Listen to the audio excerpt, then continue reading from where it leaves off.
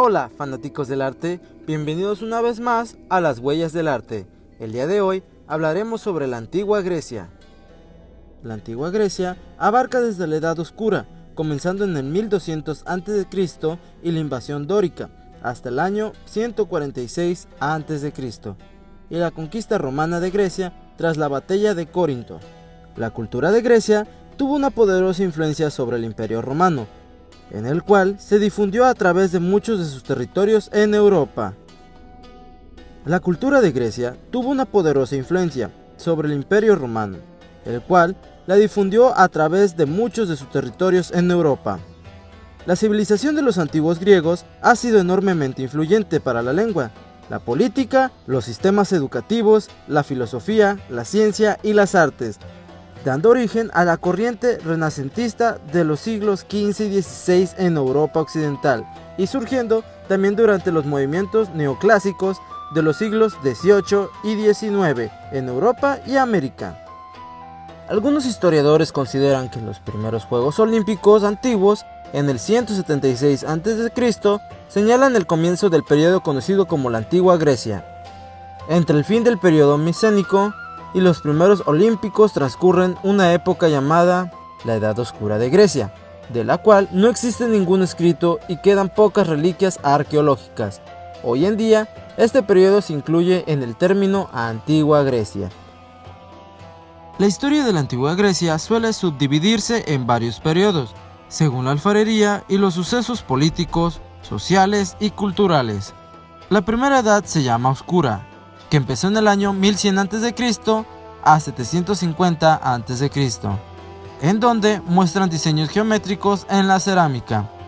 La siguiente época se llamaba Arcaica, que empezaba de 750 a.C. a 500 a.C. Era en donde los artistas creaban esculturas en posturas estiradas con la onírica. Se suele considerar que la época arcaica termina en derrocar al último tirano de Atenas en el año 510 a.C. El siguiente periodo es conocido como el Clásico, que empieza en el año 500 a.C. y termina en 323 a.C. Ofrece un estilo distinto, que después se consideraba como ejemplar. El Partenón se construyó durante esta época. En el periodo helenístico empieza en el año 323 a.C. a 146 a.C. Es aquí donde la cultura y el poder de Grecia se expandió en el Oriente Próximo y el Oriente Medio. Este periodo comienza con la muerte de Alejandro Magno y termina con la conquista romana tras la batalla de Corinto, en el año 146 a.C.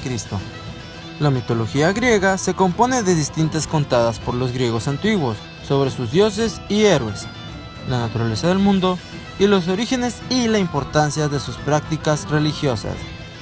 Los mayores dioses griegos eran los 12 olímpicos, los cuales eran Zeus, Hera, Poseidón, Ares, Hermes, Hefesto, Afrodita, Atenia, Apolo, Artemisa, Demeter, Dioniso, Hebe, Helios, Selene, Persefón, Nike, Heracles, Caos y Hestia.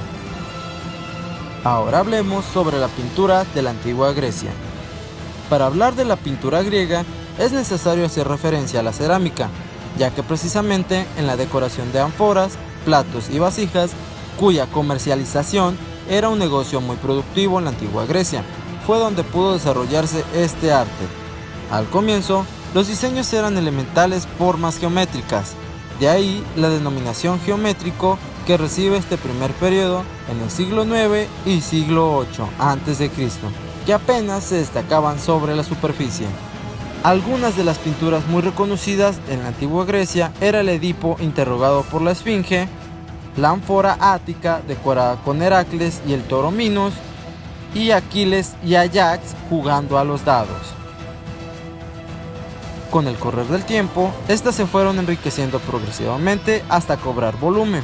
Aparecieron entonces los primeros dibujos de plantas y animales enmarcados por guardas denominadas meandros.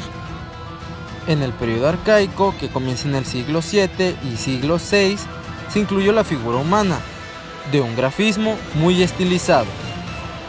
En medio de las nuevas tendencias naturalistas, esta cobró mayor importancia al servicio de las representaciones mitológicas. Las piezas de cerámica pintadas comienzan a experimentar una notable decadencia durante el clasicismo en el siglo IV y V, para resurgir triunfantes en el periodo helenístico en el siglo III, totalmente renovadas, plenas de color y ricamente decoradas. Pasemos ahora a la escultura de la antigua Grecia. Las primeras esculturas griegas empezaron en el siglo IX a.C. Fueron pequeñas figuras humanas hechas en materiales muy maleables, tales como la arcilla, el marfil o la cera. No fue hasta el periodo arcaico, en el siglo VII y VI a.C., que los griegos comenzaron a trabajar en la piedra. Los motivos más comunes de las primeras obras eran sencillas estatuas de muchachos, conocidos como couros, y muchachas llamadas como cores. Estas figuras plasmaban en la piedra una belleza ideal. Estas figuras guardaban una gran similitud con las esculturas egipcias, que habían servido de modelo. Con la llegada del clasicismo en el siglo V y VI, en el siglo V y IV a.C., la estatuaría griega fue tomado como un carácter propio y abandonó definitivamente los primitivos patrones orientales. Gracias al estudio de las proporciones se pudo copiar fielmente anatomías humanas y los rostros ganaron definitivamente en expresividad y realismo.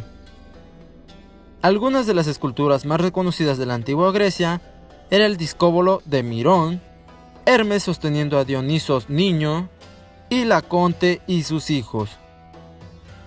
Y por último hablaremos sobre la arquitectura de la antigua Grecia. El templo fue, sin lugar a dudas, uno de los legados más importantes de la arquitectura griega a Occidente. Era de una forma bastante simple, una sala rectangular a la que se accedía a través de un pequeño pórtico, y 4 columnas que sostenían un techo bastante similar al actual tejado a 2 aguas.